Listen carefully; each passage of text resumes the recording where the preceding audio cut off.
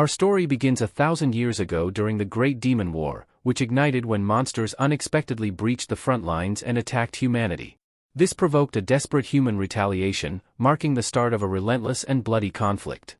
The land was drenched in blood, and humanity teetered on the brink of destruction, overwhelmed by the sheer numbers of monsters. Then, out of nowhere, a sorcerer appeared, riding a black dragon. He soared above the battlefield, obliterating the monsters with ease. His mere presence instilled fear in their hearts. The humans hailed him as the savior of their kind. However, the sorcerer met a mysterious demise at the peak of the Great War. The scene shifts to the combat arena, where the main event of the 17th championship for the world title is about to begin. In the blue corner stands Patrick, clearly not favored by the audience. In the red corner is Kim, an undefeated fighter who has won all 37 of his matches without a single defeat, known for securing his victories by knockout. Speculation fills the air about how this match will unfold, especially since Patrick has noted that Kim hasn't used his leg in recent fights. Patrick suspects that Kim is nursing a leg injury, which he plans to exploit, particularly given that Kim is now over 40. If the injury is genuine, a new champion could soon emerge. As the referee signals the start of the match, fear is evident on Patrick's face.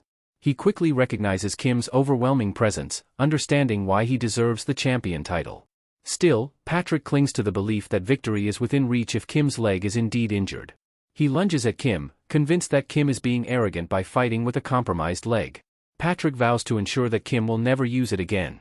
However, just as he attempts to grab Kim's leg, he is taken aback when Kim delivers a flawless spinning kick, striking Patrick directly in the face. Patrick collapses, unable to rise, and Kim secures a knockout victory in the very first round. Turning to the motionless Patrick, Kim explains that this was precisely why he hadn't relied on his leg during the fight. After the match, Kim heads to the locker room to change. Just as he's about to exit, his coach calls out, insisting that he can't just leave like that. Kim responds that he will handle the situation himself, but his coach insists he should address the fans waiting outside. Kim asks his coach to manage the fans and notify him of his next fight date once it's scheduled. Frustrated by Kim's attitude, the coach advises him to take a car home due to the terrible weather. Kim counters that traffic is completely jammed and decides to run the entire distance instead. Infuriated, the coach calls this nonsense, given that the arena is 30 kilometers from Kim's house. As the coach steps out to call Kim back, he is startled to find a crowd of fans and journalists waiting outside. Reporters immediately start inquiring about Kim's whereabouts and thoughts on the match, and his shock deepens when he realizes Kim has vanished. The journalists continue to press for answers regarding Kim's supposed leg injury, debating whether it is real or a facade. The coach reassures himself that at least he understands Kim's mindset. Meanwhile, Kim is already running through the rain-soaked streets, reminiscing about his early days as a rookie fighter, where every match ended in a knockout.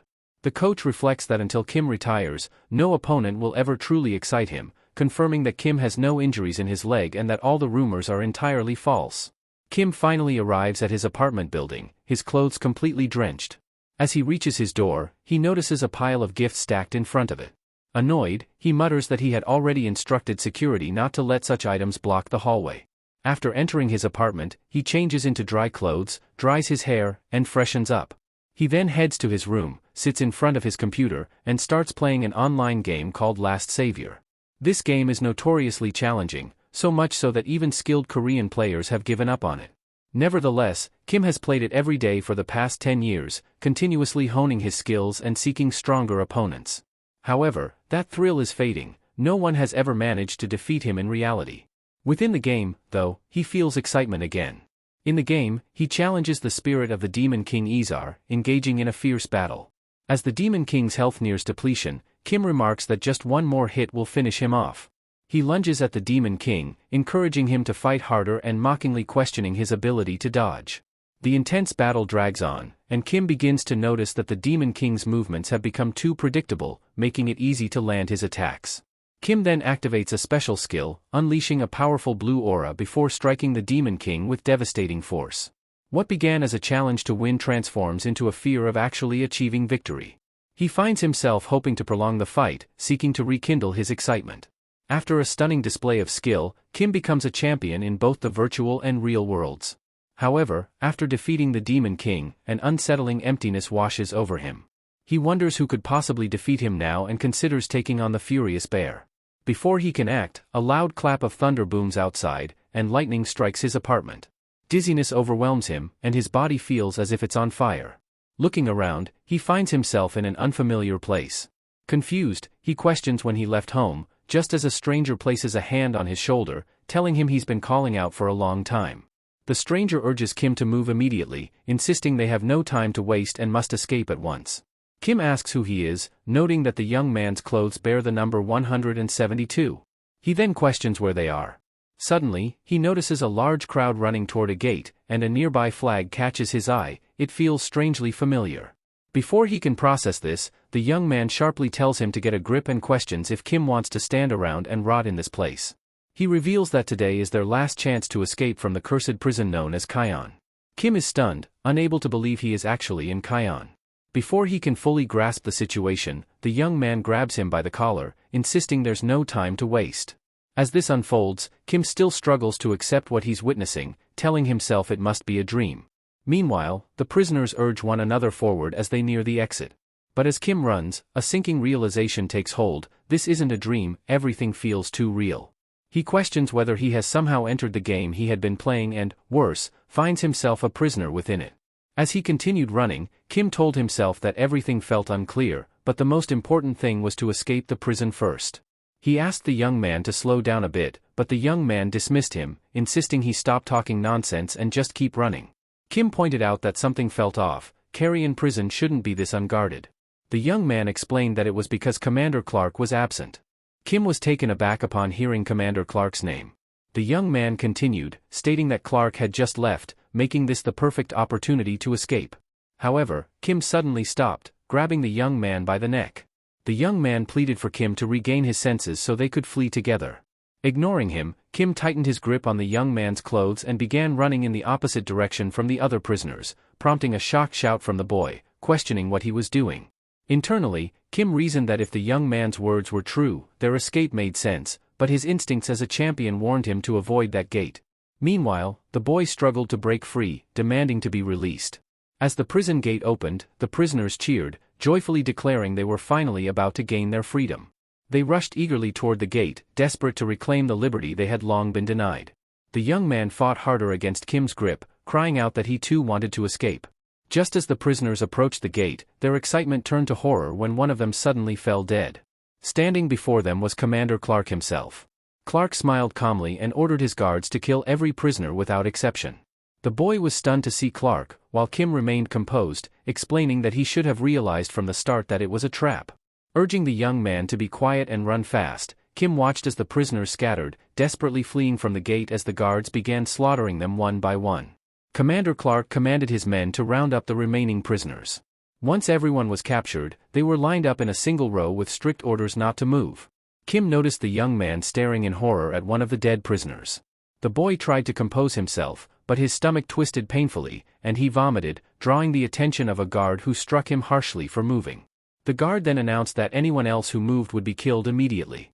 Kim grimly thought to himself that if they wouldn't spare even a young boy, a massacre wouldn't be surprising. If it happened, he'd have no choice but to fight back. Commander Clark then stood directly in front of Kim, taunting him that he was lucky to have survived. He sarcastically remarked that perhaps they lacked the courage to escape, stating it was insulting that cowardly mages like them could consider themselves worthy opponents. Stepping closer, Clark threatened Kim, saying he'd soon regret being alive, addressing him as Arahan. Upon hearing that name, Kim thought to himself that he had anticipated something like this. He glanced down at a puddle of water on the ground, hoping to see his reflection clearly. After spending a week in the camp, the prisoners' only task had been to build stone towers. Kim thought to himself that this labor served no purpose other than to inflict meaningless torture and exhaustion. He reflected on how, after a few days in this place, he had begun to understand certain aspects of his new body. Looking at his hand, he realized just how weak it was. He felt utterly drained after lifting even a single stone, especially at just 15 years old. He had secretly tried to use magic at night, but all his efforts had ended in failure. He questioned how it was possible that someone from the Arahan family couldn't wield magic, as their lineage was renowned for its magical prowess. It felt absurd for him to be unable to perform magic. Kim's expression turned anxious as he considered the other members of the Arahan family. Perhaps he truly was the only one unable to use magic, which might explain why he had been thrown into such a miserable place. His thoughts were interrupted by a guard shouting at him to carry the magical stone to the other side immediately.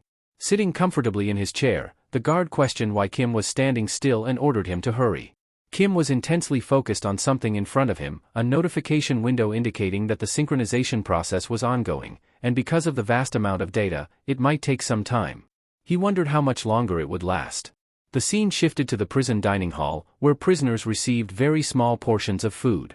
Kim reflected that since his arrival at Karen prison, he had been training consistently, but the lack of food was his greatest obstacle. The young boy next to him then asked if Kim planned to skip breakfast again. Kim looked at him, remarked on his perfect timing, and handed him his bread. Kim thought about how all the other prisoners avoided him, yet this boy was different. He recalled a strange rumor about the Arahan family, the strongest mage family in the world, known for their red eyes. It was said that their eyes were cursed due to the countless people they'd killed, and anyone who met their gaze would inevitably die. Watching the boy eat, Kim noted that they were both the same age and shared a cell, suggesting they had been close before he took over this body, though he couldn't remember any of it. He wondered what had led such a young child to end up in Karen prison. Afterward, Ryu advised Kim to be cautious these days, prompting Kim to ask what he meant. Ryu explained that because of him, the workload on the prisoners had increased, causing tension and competition among them, suggesting that Kim handle things more carefully. Kim realized this explained why the prisoners seemed unusually energized lately. Ryu quietly warned Kim about prisoner number 589, the leader of the prisoners, a man notorious in fighting arenas for having killed many people. Kim calmly replied that Ryu would be in danger if he continued associating with him. However, Ryu insisted he couldn't just abandon a friend, especially after they had grown close. Kim acknowledged Ryu's loyalty but cautioned him that his path would be challenging, asking him to stay away for now. Surprised, Ryu asked what had prompted this change in Kim. Just then, both heard multiple footsteps approaching. Kim glanced at the approaching prisoners and told Ryu that his fears seemed to be coming to fruition. When Ryu followed Kim's gaze, he froze in fear, realizing the prisoner's leader had arrived with his gang. The leader addressed Kim directly, mentioning that he had heard everyone's workload had increased because of him. Kim calmly asked if that was true, adding that if it were, he would use it as training. However, before he could finish, the leader threw a powerful punch at him. The force of the punch created such a cloud of dust that Ryu cried out anxiously, calling Kim's name to check if he was safe. When the dust settled, Ryu was shocked to see Kim firmly gripping the leader by the collar, smiling confidently with a gleam of challenge in his eyes. Kim then swiftly drove his knee into the leader's head. Ryu and the other prisoners stared in disbelief at this unexpected turn of events, but the leader mockingly asked Kim what he was trying to do. Kim was stunned to realize that his attack had no effect, wondering how he had become so weak. The leader then grabbed Kim by his clothes and flung him away with immense force. Ryu called out Kim's name again, while the leader mockingly questioned what had become of him, declaring that he wouldn't stop until Kim was dead. At that moment, a notification window appeared before Kim, informing him that the synchronization process had finally completed. Seeing this notification, Kim grinned widely as a blue aura began to radiate from his body. Rising powerfully to his feet, he was engulfed in blue energy, with the veins in his hands clearly visible. It became evident that he had gained significantly greater strength. Kim glanced down at his hand, noticing that his sleeve had torn due to the immense power he had acquired. He took a fighting stance and advised the leader that it would be wise for him to retreat immediately. The leader burst into laughter, mocking Kim's words as he sarcastically replied while preparing to fight, wondering how someone abandoned by his own family could act with such confidence and strength. Kim calmly told him to stop spouting nonsense and challenged him to come closer if he was brave enough, or to retreat if he was afraid. Without hesitation, the leader charged at Kim, declaring his intent to kill him. Just as he got close, Kim delivered a powerful kick, but he was surprised when the leader managed to grab his leg mid-attack. The leader smiled arrogantly, saying he would teach this little mouse a lesson about his place. Before he could finish, Kim swiftly spun around, landing another powerful kick with his other leg. The leader was forced to release Kim's leg, clutching his head in pain. Not giving him a chance to recover, Kim immediately struck him again with a forceful punch to the chin. The impact of Kim's attacks was evident on the leader's face, and unable to dodge the next strike, another fierce blow landed squarely on his head, sending him crashing to the ground, completely unable to stand. Kim coldly remarked that this was precisely why he always tried to avoid using his legs. Seeing their leader collapsed, the prisoners rushed toward Kim, threatening loudly that they wouldn't stop until they killed him. Yet Kim remained utterly calm as he approached the fallen leader. He ordered the prisoners not to move an inch, placing his foot firmly on the leader's body while gripping his arm. He warned them that one more step would lead to severe pain and permanent disability for their leader. He demanded they summon the prison commander immediately if they wanted to avoid that outcome. The prisoners were stunned by his demand, accusing him of bluffing. Sensing their disbelief, Kim pressed harder on the leader's arm, threatening to tear it apart instantly if they didn't comply. One prisoner quickly ran off to summon the commander, while the others carried their leader away, telling Kim that his threat was clear but that things would be different next time. Kim calmly replied that was precisely what they were supposed to say. Ryu rushed to Kim's side, astonished and deeply impressed by his actions, asking when he had learned such remarkable skills. He then noticed that Kim had suddenly grown taller, expressing surprise since he previously thought they were the same height. Kim simply sat down and asked Ryu to continue carrying stones. Ryu teasingly asked if Kim believed that lifting stones would make him taller as well. Internally, Kim thought that the synchronization must have transferred his real-world physical attributes into his in-game body. Even so, compared to his actual physique, this body still belonged to a mere child. He quickly decided that wasn't important. What mattered most was that the status window had finally appeared. He discovered that his name in this world was Zed and that he belonged to the Mage class. However, he was shocked to find his mana level at 0. He questioned how a mage could possibly have such a low mana level, wondering why he had been given such weak stats and placed in such a frail body. Ryu interrupted Kim's thoughts, asking what he was doing talking to himself. Kim felt awkward, realizing he had been lost in thought and hadn't noticed Ryu's presence. Later, as Kim lay on his bed, he couldn't believe such a weak character as Z existed within the game, clearly indicating that this character had truly been abandoned by his family. Trying to calm himself, he continued examining his remaining stats, noting that at least his strength, speed, stamina, and perception were all maxed out at 100. This was the only positive aspect he found. He also noticed a penalty applied to his body but confidently decided that even with this weak physique, physical training alone would be sufficient to overcome it. Kim suddenly remembered the food, grimly thinking that the meals here were terrible. He continued to examine his status window, noticing many unfamiliar skills categorized as S rank.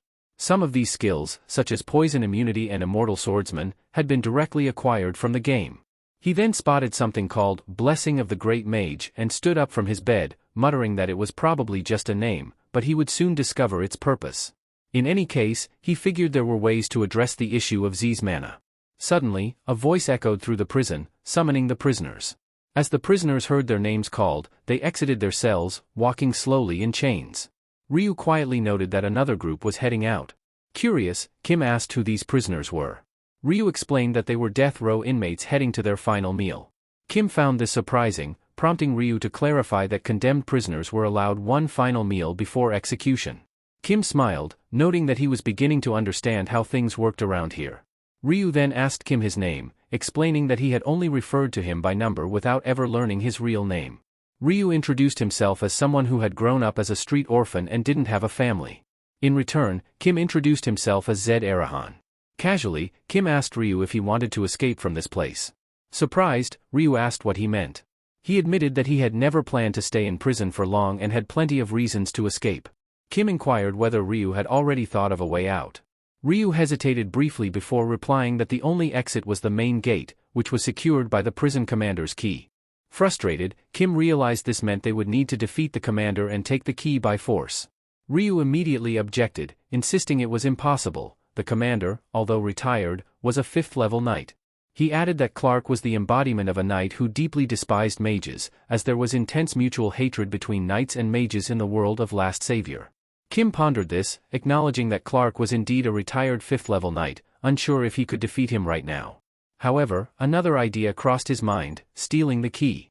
Ryu interjected, saying that while theft was a basic skill for street kids before they learned manners, the commander was always surrounded by eyes, making theft extremely difficult. Kim paused momentarily, trying to devise an alternative plan. Soon, a confident smile appeared on his face as he remarked that he finally understood how their escape plan would unfold. The scene shifted to the next morning, with all the prisoners gathered together. A guard informed them that work would begin, relaying the commander's orders that the workload would increase drastically from that day onward, urging them to move immediately. However, none of the prisoners budged, telling the guard to take it easy and demanding reasonable working conditions. The guard angrily asked if they were defying the commander's orders. One prisoner declared they could no longer bear it. The guard drew his sword, placing it firmly against the prisoner's neck and coldly stating he was just delivering orders, advising them to take their complaints directly to the commander. Terrified, the prisoner asked what was happening and why it had come to this. Mockingly, the guard responded by asking how he still didn't realize who was truly responsible for all this. Immediately, all the prisoners turned toward Kim, glaring at him with hateful eyes. Seeing this, the guard quickly stepped back, claiming he needed to go outside for a smoke. Ryu sensed the rising tension in the air and urged Kim to move away immediately. Internally, Kim bitterly thought that Clark had deliberately provoked the prisoners, hoping they would turn on him instead. He sarcastically noted the irony of the so-called noble knight resorting to such dirty tactics. Ryu quickly hid behind a distant rock, thinking to himself that even the guards were involved now. He knew today wouldn't end peacefully and that the danger had become undeniably clear. He couldn't allow Kim to die. The prisoners approached Kim, angrily declaring that this troublemaker needed to die or their suffering would never end. Kim calmly replied that he fully understood why they had come, knowing well that this conflict had been inevitable. As the prisoners charged at him, they sneered, remarking that the arrogance of the Arahan family was still evident, and Kim's attitude was no surprise. Kim charged back, swiftly kneeing the first prisoner who approached, causing him to collapse on the ground, unable to stand. Kim declared that he wouldn't let them kill him so easily. The remaining prisoners surrounded him, calling him insane, but Kim calmly replied that he had been looking for a way to vent his anger and was more than willing to use this fight for that purpose. He took a fighting stance and boldly told them to attack him all at once. The prisoners accepted his challenge and charged forward with full force. Kim struck them down one after another, genuinely excited that this was exactly what he had hoped for, a chance to face them all simultaneously rather than one by one. He continued to beat them mercilessly, thrilled by the intensity and announcing that this was the excitement he had been seeking. The real thrill had finally begun. After knocking several prisoners down, he challenged them again to attack him all at once with their maximum strength. One inmate attempted a surprise attack from behind, but Kim easily dodged it, quickly responding with a powerful elbow strike. He relentlessly attacked them one by one with astonishing speed. Meanwhile, Ryu watched from afar, completely awestruck by Kim's extraordinary skills, muttering in disbelief at what he was witnessing. Suddenly, someone called out to Ryu, urging him to come quickly for a private talk. Returning to Kim, Ryu saw him overpowering everyone who tried to stop him. Frustrated, the guards finally drew their weapons and decided to launch a coordinated attack instead of fighting individually. However, this made no difference to Kim, who effortlessly fought back, admitting that narrowly avoiding strikes only heightened his excitement, making him fight even better. He confessed that he was addicted to this exhilarating feeling, which was the main reason he had learned martial arts in the first place. He kept striking down the prisoners mercilessly, clearly enjoying himself immensely. Suddenly, one of the guards called out to him, causing Kim to pause and turn around. The guard coldly warned Kim to stop humiliating and beating the prisoners and suggested he quietly accept death instead. If he refused, they would kill his dear friend Ryu. Desperately, Ryu shouted at Kim, urging him not to listen to them. Enraged, Kim glared at the guards, informing them they had just made a huge mistake. He mockingly stated that they had brought this upon themselves. The guard holding Ryu laughed, dismissing Kim's words as mere bravado, claiming he couldn't do anything. He arrogantly added that Kim should feel honored that a second circle knight like himself was even wasting time on a worthless Arahan with no mana. The guard then charged fiercely at Kim, declaring he had no choice but death. However, Kim dodged the attack with incredible speed, making the guard momentarily think he had disappeared entirely. As the guard looked around frantically, he turned to find Kim had already struck down his companion and rescued Ryu. Shocked, the guard demanded to know how Kim had accomplished this despite lacking any magical ability. Kim smiled calmly and informed the guard that what he had witnessed wasn't magic at all. He then demonstrated his true martial skills, moving with remarkable speed and delivering a devastating strike directly to the guard's neck, sending him flying far into the distance. After the fight, Commander Clark suddenly appeared, calling out Kim's name and demanding an explanation for his recent actions. Before Kim could respond, Ryu quickly intervened, declaring that Kim had only been a victim. He explained that the prisoners had tried to kill him and had taken Ryu hostage to threaten Kim, who had merely defended himself. Commander Clark glanced disdainfully at the prisoners lying on the ground, inwardly noting that they were nothing but useless fools. Turning his attention to Kim, he asked curiously if Kim had finally managed to unlock his mana. Kim replied calmly that he wasn't quite sure whether that had happened yet. Suddenly, Clark released his oppressive aura, which was overwhelmingly powerful, causing all the prisoners to collapse, struggling to breathe or move. Ryu also fell to the ground under the tremendous pressure. However, Kim stood unaffected, surrounded by his own glowing blue aura. The prisoners were shocked, declaring it impossible for an ordinary person to withstand the oppressive aura of a fifth-level knight. Even Kim himself wasn't fully aware of what was happening until a notification appeared, informing him that his S-rank attribute, Noble Hero Spirit, was active, allowing him to completely resist such immense force. He admired this incredible power, acknowledging that it was perfectly natural for someone who had reached the pinnacle of his original world. He concluded confidently that a mere 5th-level knight stood no chance against him. Commander Clark was astonished to see Kim completely unaffected by his aura, unable to believe that Kim was standing so confidently without even having unlocked his mana yet. Frustrated, Clark sighed, calling himself foolish for expecting otherwise, and then dramatically increased his mana output once again. Yet Kim remained unshaken while the prisoners suffered even more intensely. Kim confidently declared that this was the true power of the S-rank Noble Hero Spirit, meaning Clark had no chance of affecting him, no matter how hard he tried. Smiling defiantly, Kim wondered aloud what Clark intended to do next. Clark was stunned and shaken to his core when he realized that even his strongest aura had no impact on Kim. At that moment, the guards desperately shouted at Clark to stop his aura immediately, as they could no longer bear it. Reluctantly, Clark ceased his aura, seething with anger and thinking bitterly that it was fortunate the situation ended here, otherwise, he would have drawn his sword to behead Kim. Once calm returned, Clark ordered the guards and prisoners to resume their work. However, just before he could leave, Kim suddenly called out, stating he had something important to say. He expressed his fatigue with endlessly carrying stones and living under constant fear of prisoner rebellions, declaring his intent to end this suffering immediately. Ryu anxiously shouted at Kim, urging him not to say such dangerous things, but Kim ignored him and informed Clark that he was fully prepared to accept a death sentence. Shocked, Clark sternly asked if Kim truly understood the seriousness of his statement, warning that he wouldn't forgive him if it was merely careless talk. Kim assured Clark that if he doubted him, he could record the declaration using a crystal orb. Clark immediately agreed, acknowledging that no evidence was stronger than this. Clark then summoned the guards, instructing them to bring the crystal orb. Kim eagerly thought to himself how excited he was for what would happen next. He turned to Clark, who advised him that he could now choose his final meal. Boldly, Kim requested verity meat, specifying a large enough portion to fully satisfy him. The guards were stunned by this extravagant demand, as such meat was incredibly expensive and entirely inappropriate for a prisoner awaiting execution. Kim explained that verity meat was among the rarest and finest foods in the Southern Empire, known for its extraordinary effects that could restore lost strength and even turn the tides of battles. He elaborated that he had a decisive battle approaching, requiring maximum preparation, and he genuinely wanted to taste such exquisite cuisine. He further told Clark that this seemed like a fair trade for his life, emphasizing that he only dealt with S-grade ingredients and would detect any attempt at deception. Ryu quickly interrupted, astonished, and questioned how Kim could so casually choose execution in such a manner. At this, Kim noticed Ryu standing there and informed Clark that Ryu would accompany him, so the meal must be prepared for two. Clark agreed to Kim's request and ordered his guards to prepare what was asked. He remarked that a member of the Arahan family was certainly worth at least this much, to which Kim appreciatively acknowledged Clark's understanding. Meanwhile, Ryu grumbled about decisions being made without consulting him. Kim clarified that preparing the meal would take a full week, during which he wouldn't cease his training for even a moment. Ryu gloomily noted that they were headed toward certain death, despairingly questioning the point of training under such hopeless circumstances.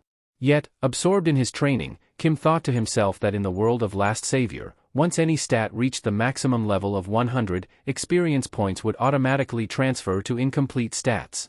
Since mana was currently his only incomplete stat, all experience he gained would naturally go toward it. Finally, a guard arrived announcing that it was time for them to leave. Kim enthusiastically declared that their moment had finally arrived, while Ryu, pulling at his hair in distress, lamented that his life was truly over now. The scene shifted to the dining hall, where the lavish meal they had requested was placed before them. When Ryu tasted the food, tears filled his eyes as he admitted emotionally that this was the first time in his life he had tasted something so delicious. Kim cheerfully responded that it was all thanks to him. Suddenly, numerous notification windows appeared before Kim, indicating that his stats were rapidly increasing and the penalties on his body were steadily decreasing. Kim smiled in satisfaction, declaring that the first stage of his plan was successfully completed. Elsewhere, Commander Clark was informed by one of his guards that Kim and Ryu had started eating. Clark strictly warned the guard to ensure that absolutely no one approached them. He began reflecting deeply on recent events involving Kim, sensing something unusual. He noted that he had seen no indication that Kim had been restrained by power. Everything happening now seemed irrational to him. Clark acknowledged internally that even though he had retired as a Fifth Circle Knight, He was certain something wasn't right, as it was utterly impossible for a young mage who hadn't yet unlocked his mana to withstand his oppressive aura. He reaffirmed to himself that something was terribly wrong, and this time he would surely uncover the truth, ensuring that Kim would pay dearly for the humiliation he had caused him. After finishing their meal, Kim and Ryu sat together. Ryu jokingly remarked that he wouldn't regret dying now that he had enjoyed such a delicious meal, but Kim replied firmly that Ryu couldn't die just yet. Internally, Kim felt a surge of incredible energy, thinking that he could now train endlessly without fatigue, eagerly anticipating testing this newfound strength. At that moment, the door swung open, and Kim smiled, greeting Clark by noting his arrival. Playfully, Kim asked Clark what they should do now that they had finished all the food, leaving none for him. Clark simply called Kim's name, prompting Kim to mockingly ask if he was perhaps angry because they had left him no food. Clark looked at Kim bitterly, thinking to himself how irritating it was that this arrogant brat relied solely on his noble lineage. Clark then placed his hand, which bore a bracelet, firmly on Kim's shoulder, quietly promising that this time he would ensure Kim surrendered from sheer pain. Clark thought coldly to himself that the Arahan family was indeed the greatest mage family, and even a worthless member of their clan could provide significant benefits with the information he would extract from Kim. He planned to finally escape this tiresome place he was stuck in. Kim noticed Clark using a magical device on him, after which Clark released his oppressive aura. Laughing mockingly, he asked Kim what he thought of the strength of this aura, confident that even Kim wouldn't endure it. Yet Kim stared back defiantly, showing no sign of being affected at all, leaving Clark stunned. At that moment, Ryu tried desperately to push Clark away from Kim, but Clark forcefully shoved him back, causing Ryu to fall hard to the ground. Ryu screamed in agony under the unbearable pressure of Clark's aura, prompting Kim to calmly tell him to try and control himself a bit. Clark glanced at Kim again, shocked that he still seemed completely unaffected. Determined, Clark approached and placed both hands firmly on Kim, focusing his aura intensely to amplify its effect. Yet Kim remained unaffected and merely sighed with boredom. Kim casually pushed Clark's hands away, telling him once again to calm down and sarcastically remarking that if Clark wanted to kill him, he should at least do it properly. Clark was stunned, questioning how his magical device could have had no impact on Kim. Realizing that the lack of effect meant Kim's mana level was higher than his own, Clark concluded that Kim must be at least at the 6th level. He refused to accept this possibility but wondered if this was the true power hidden within the Arahan family. Clark couldn't believe that despite having reached the 5th level, an achievement a mage usually spent a lifetime pursuing, he still failed to force a mere beginner mage into submission. Kim sarcastically asked if Clark was finished with his pointless attempts, openly mocking him. Finally, Clark gave up, informing Kim before leaving that the execution was scheduled for the next morning, adding that even a mage from the Arahan family could not escape imperial law. Clark sarcastically advised Kim to enjoy his final night alive. The scene then shifted to Clark's office, where he wrote that he hadn't obtained much information from Kim, but even this limited information could be valuable to the knights. As he began recording the day's events, he suddenly felt extreme fatigue from excessive mana usage and the magical device he had activated. He knew he needed to finish the report, yet he struggled to hold the pen properly. The scene then shifted to Ryu, who appeared utterly exhausted. Kim stood beside him, asking how he felt. Ryu replied that he felt extremely nauseous. Kim joked lightly, saying he had been very gentle with him the previous night. Ryu laughed mischievously, revealing the gate keys he had successfully stolen and proudly asking Kim what he thought of his skills. Kim praised him warmly, saying he had done an incredible job, while secretly thinking that Ryu had performed something extremely dangerous for an ordinary person but had shown great determination. Ryu explained that their plan had succeeded because Clark's attention had been entirely focused on Kim. He then worriedly asked Kim if he was truly alright, to which Kim assured him he was perfectly fine. However, Ryu sensed something strange and accused Kim of hiding something. Kim jokingly replied that he only needed to carry some extra stones to feel better. Opening the status window again, Kim noticed his stats had further increased after consuming the meat, giving him a completely different sensation. His body now felt bursting with renewed energy. He wished all the penalties could vanish immediately but acknowledged that was unfortunately impossible at the moment. He then informed Ryu that they would have to escape tonight, once his body recovered a bit more. Ryu nervously asked if they shouldn't leave immediately, fearing Commander Clark might notice their actions at any moment. But Kim reassured him that there was no need to worry about Clark, who was most likely already asleep by now. Ryu was startled by Kim's confidence and asked how he could be so sure. Kim calmly explained that he was certain because the bracelet Clark wore was extremely rare, so rare that he couldn't recall its exact name, but he knew it instantly doubled mana output while drastically increasing fatigue. As a result, Clark had to be sleeping by now. Kim further added that Clark's unexpected appearance at the feast with the key and his use of the magical device had greatly simplified their original escape plan. After Ryu rested briefly, the two stood before their cell door. Kim announced that it was finally time to escape, jokingly telling Ryu he could stay behind if he felt afraid. Ryu quickly replied that as his assistant, he was obligated to stay with him. He then nervously informed Kim that he didn't have the cell key, asking what they should do next. Kim calmly told him to step back, then kicked the cell door forcefully, easily shattering it. Ryu was utterly shocked, asking in disbelief what kind of superhuman strength Kim had and questioning again whether he was truly a mage with such physical power. Hearing the commotion, the guards appeared and asked Kim what he was doing outside his cell. Kim nonchalantly responded that he was simply escaping, then dashed off with Ryu at great speed. Meanwhile, the guards rushed to alert Clark as they ran. Ryu urgently warned Kim about the heavily guarded main gate ahead, determined to stop them at any cost. Kim instructed Ryu to keep running no matter what, then surged forward at incredible speed. Ryu assured him he would follow the instructions exactly. Kim quickly approached the guards, evading the attack of the first guard, grabbing his face, and hurling him into the other guards, knocking several down. Without pausing, Kim charged again, landing a powerful strike on another guard at the front and continuing to attack relentlessly. As the guards fell, desperately trying to flee, Kim returned to the guard he had thrown earlier and delivered another fierce kick to his face mid-run. The guards began wielding weapons, even prepared to kill if necessary, but Kim skillfully dodged their attacks, countering with acrobatic strikes.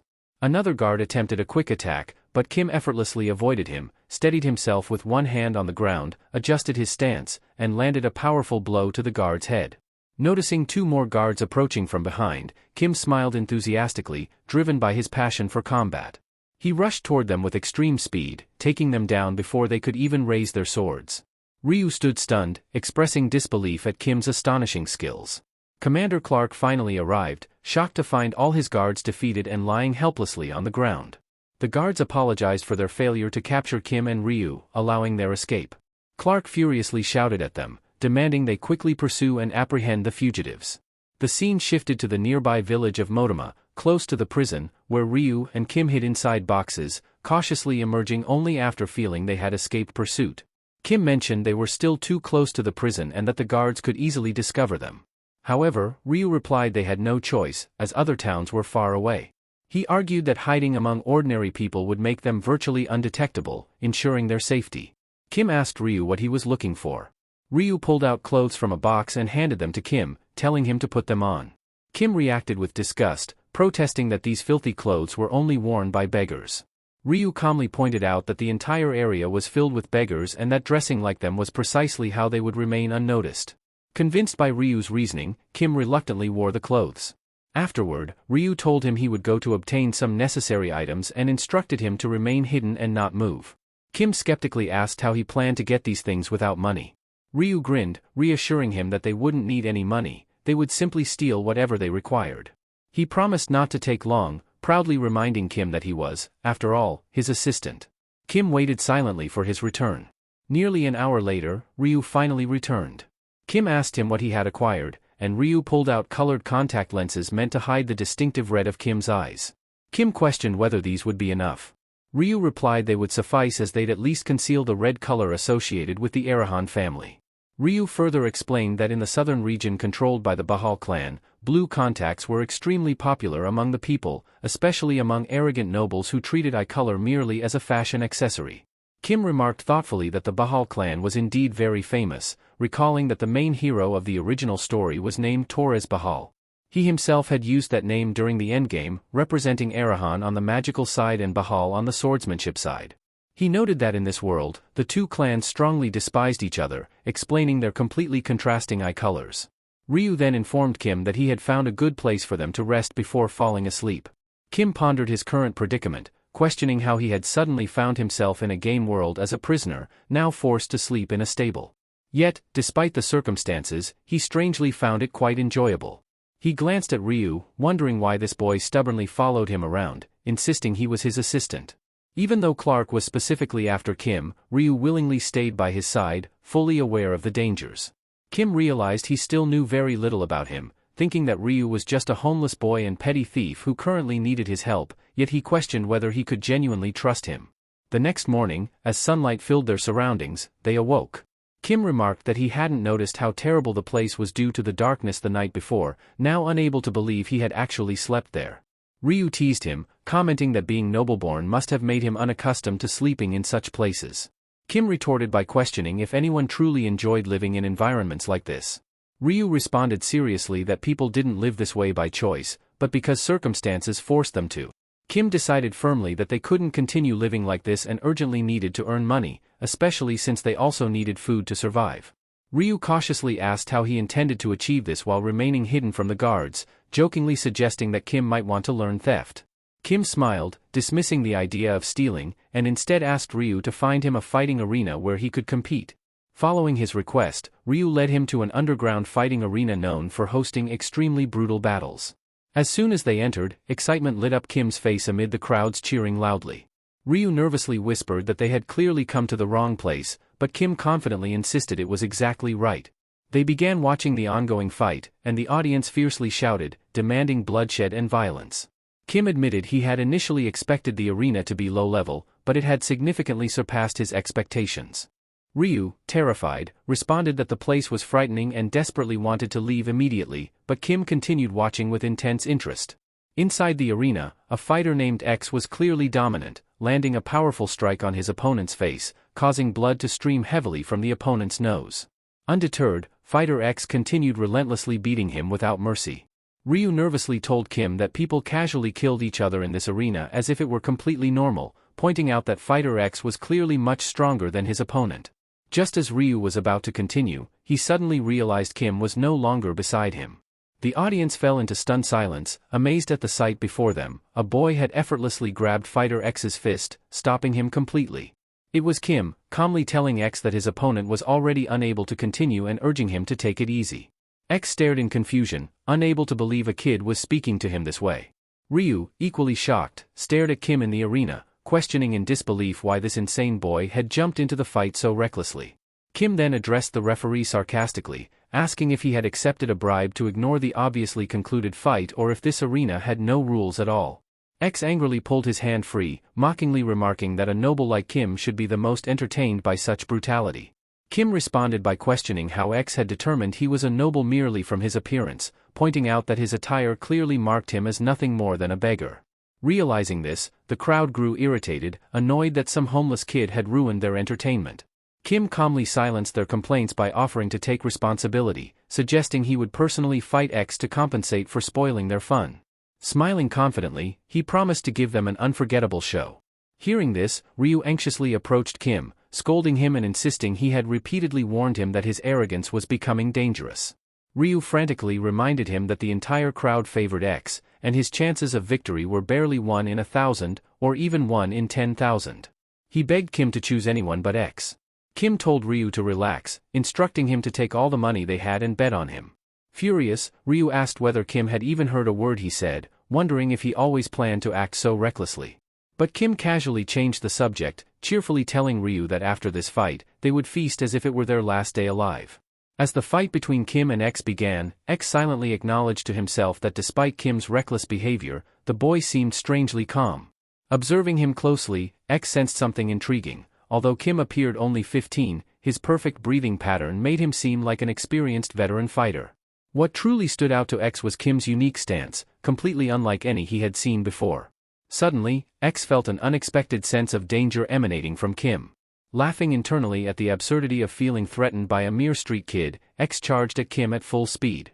But before he could reach him, he was suddenly struck hard in the face, blood pouring from his nose due to Kim's precise punch. Kim calmly explained to X that when throwing a punch, one shouldn't pull their fist behind the shoulder. Instead, the punch should travel directly from a defensive position toward the opponent's face in the shortest and fastest path. He emphasized that speed was key, sometimes enhanced by using body weight for greater impact. Kim immediately followed up with an even stronger punch to X's face, knocking out several of his teeth and leaving his face covered in blood. Meanwhile, Ryu sat anxiously, unable to watch and desperately praying for Kim's safety. However, after hearing loud cheers from the crowd, he cautiously opened his eyes to see what had happened. He was utterly shocked to see Kim mercilessly beating X, completely dominating the fight. Ryu could barely believe it. Kim was actually winning against X. X staggered, feeling dizzy from the barrage of punches he had received, his vision blurred and barely able to see Kim clearly anymore, with blood streaming down his face. He wondered how a mere child could possibly defeat him. Summoning his remaining strength, X desperately threw another punch, but Kim easily avoided it. Amused, Kim teased X, asking why he couldn't dodge such simple attacks before unleashing another series of rapid blows. X tried to withstand them, but Kim landed another brutal strike, knocking him airborne. X collapsed helplessly onto the ground, completely incapacitated. Kim then called out to the referee, suggesting it was time to stop the match, warning that he might end up killing X otherwise. Nervously, the referee saw no justification to prolong the fight any further, declaring Kim the winner. Kim casually thought to himself that this had been nothing but a simple warm-up, briefly wondering if perhaps he had been too harsh on X. Approaching the counter with Ryu to collect their winnings, Kim confronted the man handing over their money, questioning why the payout seemed too low given the odds of 62-1. He accused the man of trying to exploit them because they looked young, confidently insisting he knew how to calculate such basic figures. The man stubbornly replied that the amount given was precisely correct. Kim insisted it was impossible for the payout to be this small, but when he noticed Ryu nervously avoiding eye contact and sweating heavily, he demanded to know exactly how much money Ryu had bet, considering he had explicitly instructed him to bet everything they had. Ryu sheepishly replied that he disliked gambling and had intentionally kept some money aside for dinner. Suddenly, a woman approached and greeted Kim politely, requesting a moment of his time. Kim glanced at her suspiciously, asking who she was. Smiling, the woman remarked that his expression clearly indicated it was his first time at the arena. She introduced herself as Herna, the manager of the fighting arena, and again asked if they could speak briefly. Kim bluntly refused, walking away with Ryu and stating he wasn't interested in talking to her. As they headed toward the exit, guards blocked their path. Kim calmly stared at them, asking if they wanted to end up like X, generously offering them a few days of rest as well. Seeing the guards unwilling to move aside, he mockingly questioned whether their loyalty to Herna was the reason she intervened, explaining coldly that X, whom Kim had defeated, was personally employed by her, hinting that he should now understand her intentions. Herna declared she would let him go today but promised they would meet again soon somewhere more comfortable than this arena. With a meaningful look, she told him she greatly admired strong fighters. Later, as Kim and Ryu waited for their meal at a restaurant, Ryu scolded Kim for acting arrogantly toward Herna. He explained anxiously that Herna wasn't merely the arena manager but the real power behind the entire city, meaning that as long as they remained there, meeting her again was inevitable. Kim dismissed Herna as nothing more than a money-hungry old fox, prompting Ryu to confirm that people indeed called her exactly that. Ryu added that Herna had clearly approached him seeking the advantage of recruiting him first. Kim reflected aloud, recalling that something similar had happened to him when he first entered the world of martial arts in his previous life. As he started gaining fame, people from everywhere sought him out, seeing his talent merely as a way to make money, resulting in him being deceived multiple times. However, meeting his coach had been sheer luck, a person who turned him into a true champion. Thanks to that coach, he was no longer a naive kid who could easily be fooled. Instead, he had climbed step by step from the bottom to become a champion. Finally, the food arrived at Kim and Ryu's table, consisting mainly of meat. Just as Ryu eagerly prepared to eat, Kim suddenly stopped him. Confused, Ryu asked why, barely able to restrain himself from hunger. Kim explained that this meat wasn't authentic because the color looked off and differed significantly from genuine Verity meat. He reasoned that if they considered it carefully, Commander Clark had taken a full week to acquire real Verity meat. If obtaining it were as simple as getting it from the nearby city, it wouldn't have required such effort. Kim further clarified that Verity meat was exceptionally rare and no ordinary restaurant would casually serve it to just anyone. He was certain the meat before them was of lower quality, though it appeared similar, and thus a scam. Ryu responded nonchalantly, arguing that it didn't matter since they would eat it anyway. Kim insisted otherwise, firmly explaining that he had specifically paid for genuine Verity meat, making this a clear case of fraud. He hated being cheated and believed they had every right to receive what they had paid for. Determined, he called the waiter over. Annoyed, the waiter snapped at Kim, claiming he had been a nuisance since the moment he entered, telling him to eat quickly and leave since he had ordered only a single dish yet wasted everyone's time. Kim firmly countered that the meat was fake and demanded the correct dish be served before the waiter complained any further. Internally irritated at how they arrogantly served fake food while mistreating their customers, the waiter sarcastically replied, asking if Kim thought he was at some street vendor cart where he could behave as he pleased. Kim cut him off impatiently, insisting he had no desire to argue with a mere waiter and requested the manager immediately.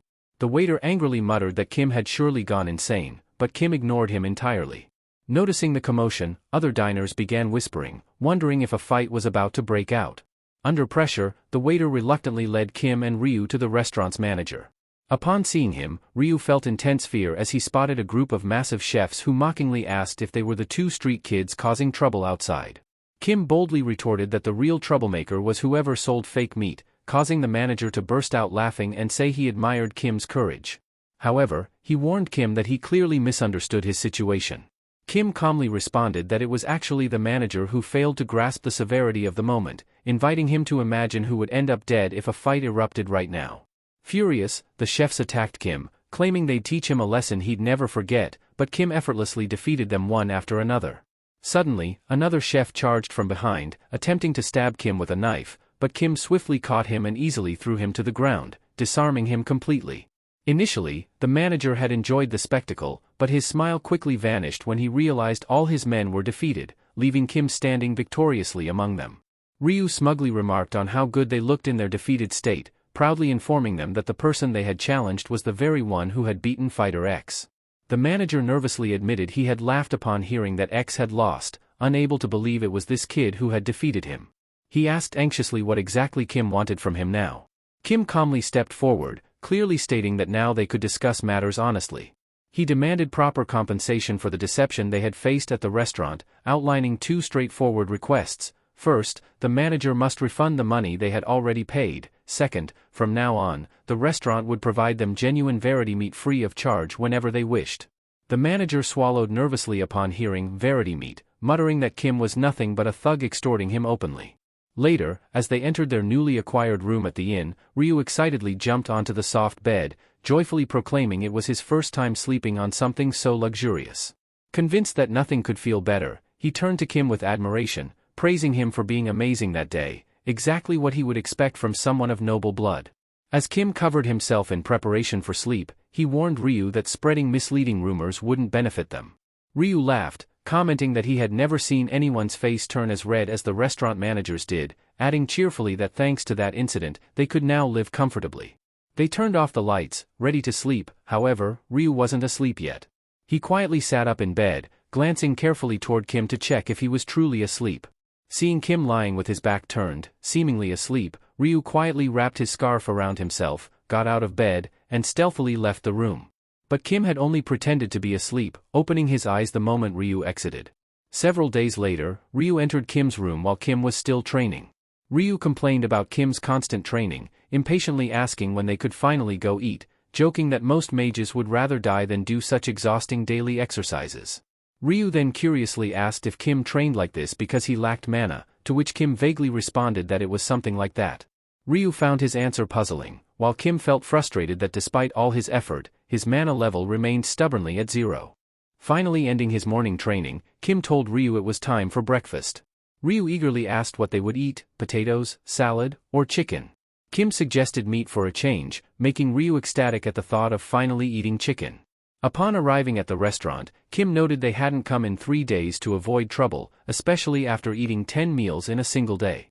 He then asked Ryu how much money they had left, to which Ryu replied that there wasn't much remaining because the cost of staying at the inn was quite high. Internally, Kim felt frustrated. After living in this game world for 10 years, he was fully aware of its economy. Spending 50 gold coins in just a few days felt like throwing money away.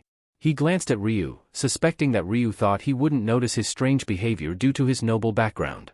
Kim wondered what secret Ryu was hiding that prompted him to lie about their finances.